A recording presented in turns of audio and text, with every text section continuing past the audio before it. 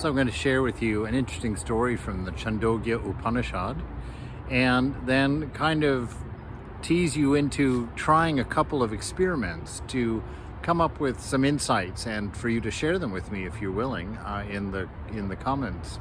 We're looking at Svetaketu, who was a young man in the Upanishad who wants to go and find the knowledge of Brahman, and his father sends him to a teacher, and he memorizes all of the Vedas and gets all of that head knowledge up in his mind, and he comes back very conceited to his father, thinking that he knows something.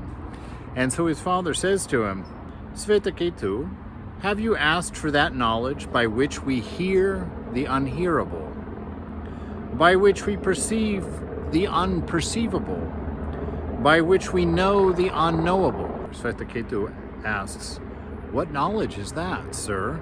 My child, as by knowing one lump of clay, all things made of clay are known, the difference being only its name arising from speech, and truth being that they are clay.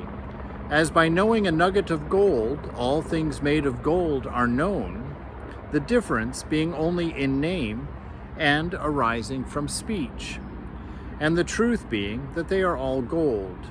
Exactly so is that knowledge, knowing which we know all. Now, it's a fascinating idea there. This knowledge by which we hear the unhearable. Now, what is that? I started contemplating that notion of hearing the unhearable, and I've come up with two ways of experiencing it. One is to read a paragraph in a book to yourself.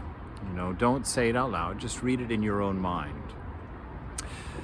And while you're reading it, normally we're so caught up in what we're reading and what it's saying that we don't consider who we are reading to.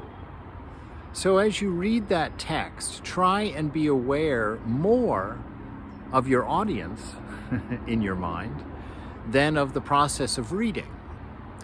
And by doing so, you become aware of someone or something that is hearing the unhearable. Right? Then take a look at the process of reading in your mind. What is actually happening? Why is it necessary to convert those words, convert that page of text into sound bites in the mind for a listener? Why isn't it just a single person in that process where you just read and without having to see it or hear it in the mind, you just know it? It's interesting that the process requires two. The process of putting something into words, of taking a name and coming up with a sound form for it.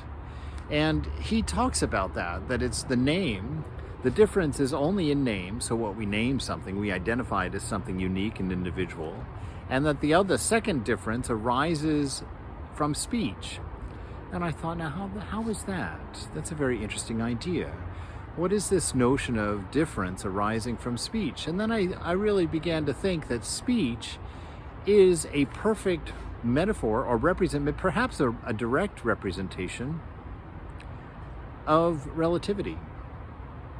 That you've always got subject-object and you've always got a verb in there, linking the two parts together. And that's the threefold requirement for thought to happen.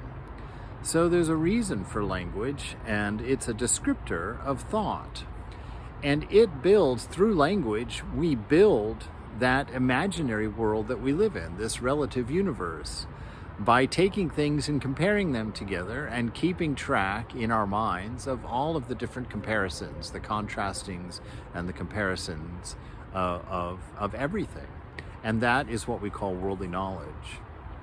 But there's a knowledge beyond that. When you read, what is it that collapses those names and speech into meaning?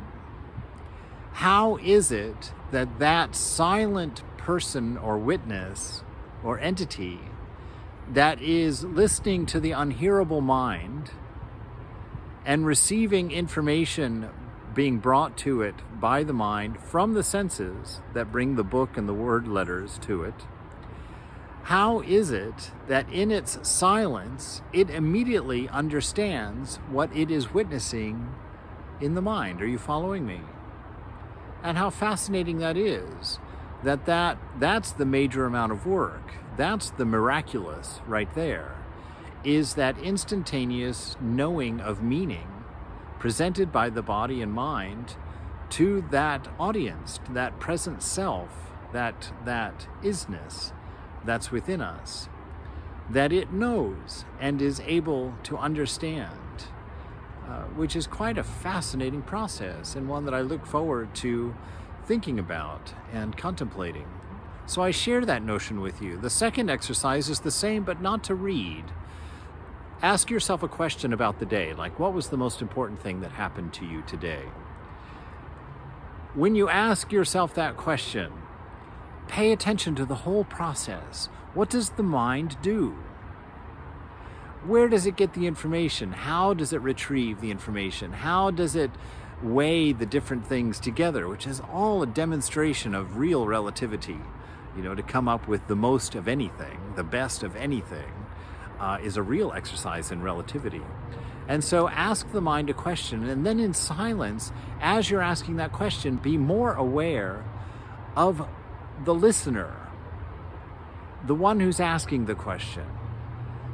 And then kind of see what is that relationship between what's happening in the mind and that which is listening to the unhearable.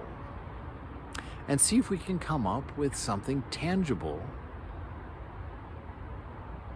that we might point at in the direction of Brahman.